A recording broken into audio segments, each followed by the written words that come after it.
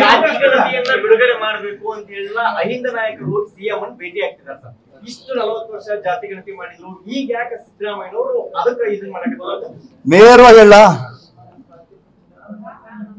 ಪ್ರಾರಂಭದಲ್ಲಿ ನಾವು ವಿರೋಧ ಪಕ್ಷ ಇರೋಂಥ ಸಂದರ್ಭದಲ್ಲಿ ವಿರೋಧ ಪಕ್ಷ ನಾಯಕ ಇರ್ಬೇಕಾದ್ರೆ ನಾನು ಎಚ್.ಎಂ. ರೇವಣ್ಣವರು ಉಗ್ರಪ್ಪನವರು ಪಕ್ಷಾತೀತವಾಗಿ ನಾವು ನಿಲುವಳಿ ಸೂಚನೆ ಮಂಡನೆ ಮಾಡಿದ್ವಿ.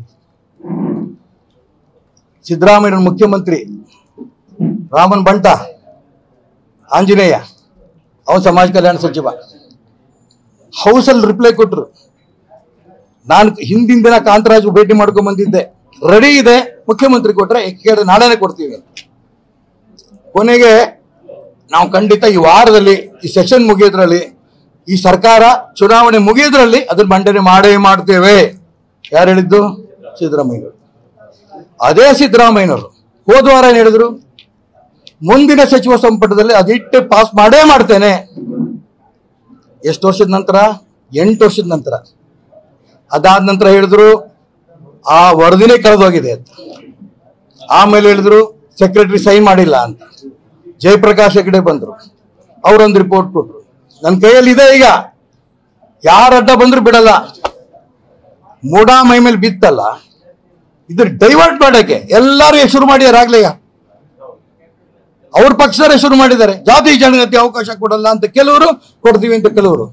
ಮುಖ್ಯಮಂತ್ರಿಗೆ ಸಿದ್ದರಾಮಯ್ಯನವರಿಗೆ, ಯಾಕಂದ್ರೆ ಅವ್ರು ದೇವ್ರ ಮುಂಚೆ ನಂಬ್ತಿರ್ಲಿಲ್ಲ, ಈಗ ದಿನಾ ಚಾಮುಂಡೇಶ್ವರಿಗೆ ಬರ್ತಾರೆ. ಒಳ್ಳೇದು, ನಾನು ಚಾಮುಂಡಿ ಬುದ್ಧಿ ಕೊಟ್ಟಿಯಾಳ ಅವ್ರಿಗೆ, ಇನ್ನೂ ಕೊಡ್ಲಿ, ನಾನು ಬೇಡ ಅನ್ನಲ್ಲ. ಆದ್ರೆ ಜಾತಿ ಜನಗಣತಿ ಯಾವುದೇ ಜಾತಿಗೆ ತೊಂದರೆನು ಕೊಡೋದಾಗ್ಲಿ ಪರ ಇರೋದಾಗ್ಲಿ ಗೊತ್ತಿಲ್ಲ ನಮಗೆ. ರಿಪೋರ್ಟ್ ಏನೂ ಬಂದಿಲ್ಲ ಹೊರಗೆ. ಯಾವ ಜಾತಿಗೆ ಎಷ್ಟು, ಯಾವ ಜಾತಿಗೆ ಎಷ್ಟಿಲ್ಲ ಗೊತ್ತಿಲ್ಲ. ಮುಂಚೆ ನೀವು ಹೇಳಿದ ಪ್ರಕಾರ ನೀವು ನಡ್ಕೊಳ್ಳಿ. ಮೂಡಾ ಕೇಸ್ ಡೈವರ್ಟ್ ಮಾಡಂತ ಪ್ರಯತ್ನ ಮಾಡಬೇಡಿ. ಎಲ್ಲಾ ಪಕ್ಷದವರು ಕೂಡ ಇದರಲ್ಲಿ ಇದ್ದಾರೆ, ಬೇಕು ಅನ್ನೋರಿದ್ದಾರೆ, ಬೇಡ ಅನ್ನೋರಿದ್ದಾರೆ. ಯಾವಾಗ ಬೇಕು ಬೇಡ ತೀರ್ಮಾನ ಆಗ್ಬೇಕು, ಅಂಗೀಕಾರ ಆಗ್ಬೇಕು ಬೇಡ, ಯಾವಾಗ ಚರ್ಚೆ ಆಗ್ಬೇಕು ಸಾರ್ವಜನಿಕವಾಗಿ, ವಿಧಾನಮಂಡಲದಲ್ಲಿ ಚರ್ಚೆ ಆಗ್ಬೇಕು. ಚರ್ಚೆ ಮಾಡಿ ಅಂತಿಮ ತೀರ್ಮಾನ ಆಮೇಲೆ. ನರೇಂದ್ರ ಮೋದಿ, ಅಮಿತ್ ಶಾ ಅವರೆಲ್ಲರೂ ಹೇಳ್ತಿದ್ದಾರೆ ಇದು ಆಗ್ಬೇಕು ಜಾತಿ ಗಣತಿ. ಭಾರತೀಯ ಜನತಾ ಪಾರ್ಟಿ ಮೊದಲನೇದಾಗಿ ನಾನೇ ರೈಸ್ ಮಾಡಿದ್ವಿ ವಿಧಾನ ಪರಿಷತ್ತಲ್ಲಿ, ನಾವೇನು ಹಿಂದೆ ಮುಂದೆ ನೋಡ್ಲಿಲ್ಲ.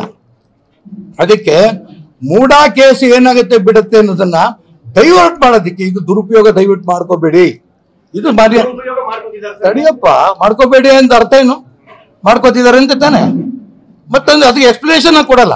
ಈಗ ಮತ್ತೆ ಹೇಳ್ತೀನಿ, ಜಾತಿ ಜನಗಣತಿ ಹೆಸರಿನಲ್ಲಿ ಮುಖ್ಯಮಂತ್ರಿ ಕುರ್ಚಿನ ಉಳಿಸ್ಕೊಳ್ಳೋ ಪ್ರಯತ್ನ ನೀವು ಮಾಡಬೇಡಿ. ಮುಖ್ಯಮಂತ್ರಿ ಕುರ್ಚಿ ಉಳಿಸ್ಕೊಳ್ಳೋದು ಬಿಡೋದು ನಿಮ್ಮ ಕೈ ಬಿದ್ದಿದ್ದು.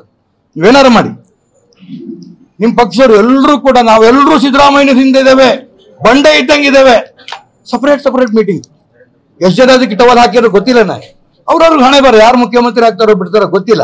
ಆದ್ರೆ ನಿಜಕ್ಕೂ ಕೂಡ ಜಾತಿ ಜನಗಣತಿ ನಿಮ್ಮ ಆಸಕ್ತಿ ಇದ್ರೆ 160 ಕೋಟಿ ಖರ್ಚಾಗಿರೋದು, ದಯವಿಟ್ಟು ಇದೇ ಸಚಿವ ಸಂಪುಟ ಇಟ್ಟು ಪಾಸ್ ಮಾಡಿ ಮುಂದೋಗಿ.